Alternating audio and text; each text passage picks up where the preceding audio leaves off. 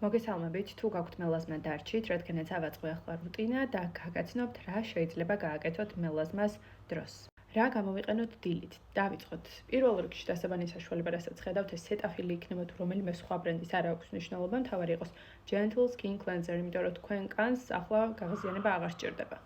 შემდეგ გამოვიყენოთ C ვიტამინის შრატი, როგორც არის ეს, მაგალითად La Roche-ის, თუმცა თქვენ რომელს გამოიყენებთ არ აქვს მნიშვნელობა, ან რომელი ბრენდი ამას გულისხმობ, დაახლოებით 10-15% დამწყებთათვის საკმარისი არ არის მაშინვე 20%-ით დაწყება აუცილებელი და არც არის რეკომენდებული.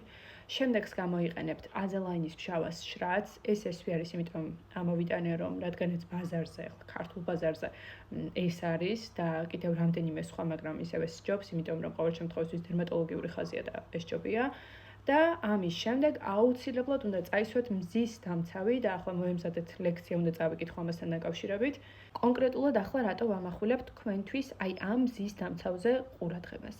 იმიტომ რომ გარდა იმისა რომ ეს არის მინერალური და პირველი რეკომენდაცია მელაზმის დროს არის რომ უნდა გამოიყენოთ მინერალური მზის დამცავი, რაც ნიშნავს რომ შეიცავს ან ტიტანიუმის დიოქსიდს, ან თუთიის ოქსიდს და დამატებით შეღებილი რომ არის, ანუ თინთით რომელსაც აწერია ამ ფერს აძლევს რკინის ოქსიდი და ეს კიდევ დამატებით გიცავთ ხილული სხივებისგან, რასაც ვერ აკეთებს მაგალითად მის გარეშე არსებული მზის დამცავი. ანუ მაგალითად სულ რო ცალკე თუთიის ოქსიდის შემცველი მზის დამცავი იყოს, არ გამოდგება, იმიტომ რომ ხილულს მაინც ვერ ერევა. ხილულს ერევა რკინის ოქსიდი.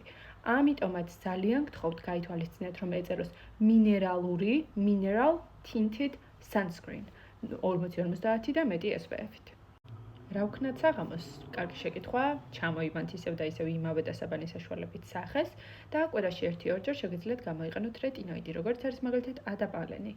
უბრალოდ თუ გამოიწვია გაღიზიანება, გადაისვით რომელიმე დამატენიანებელი, მაგალითად თუ სახლში მოგეპოვებათ ციკაპლასტი.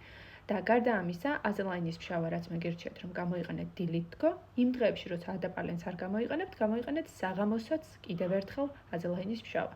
Azelaine's ფშავა ძალიან მაგარია და ძალიან დაუფასებელი ნივთიერება, იმიტომ რომ ეგ რო აკეთებს, მაგდენ საქმეს მე მგონი ვერავინ ვერ აკეთებს, რეტინოიდების გარდა.